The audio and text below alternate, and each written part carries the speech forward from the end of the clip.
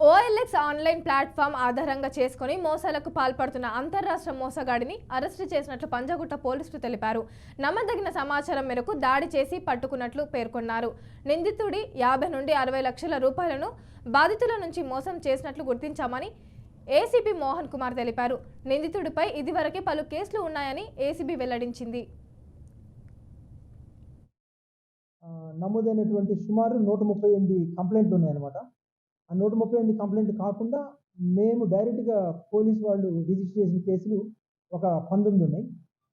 ఇవే కాకుండా అతను ఇంకా సైబర్ క్రైమ్ పోర్టల్‌లో రిపోర్ట్ చేయని వాళ్ళు కూడా చాలామంది ఉన్నారు. అంటే అతను 200 వరకు చేసాడని చెప్పి అతనే ఒప్పుకుంటున్నాడు.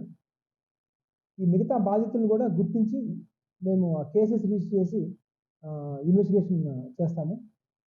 అయితే ఈ డబ్బులన్నీ కూడా ఇతను ఈ డఫాబెట్ యాప్ అని చెప్పి ఒకటి ఈ రమ్మీ ఇవన్నీ ఆడే యాప్స్‌లోకి ఆన్‌లైన్ గేమింగ్ ఆడటం, ఈ డబ్బులు పోగొట్టడం. ఒక్కొక్కసారి కొన్ని సందర్భాల్లో ఇతను డైరెక్ట్‌గా ఈ బాధితుడి నుంచి ఆ డఫాబెట్ యాప్‌కే డబ్బులు క్యూఆర్ కోడ్ ద్వారా పంపించడం జరుగుతుందనమాట.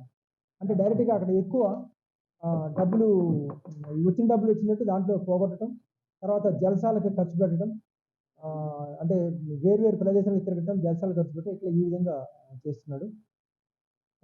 ఇతని దగ్గర నుంచి ఇప్పుడు 2 సెల్ ఫోన్‌లను, 3 సిమ్ కార్డులు స్వాధీనపరుచుకున్నాము.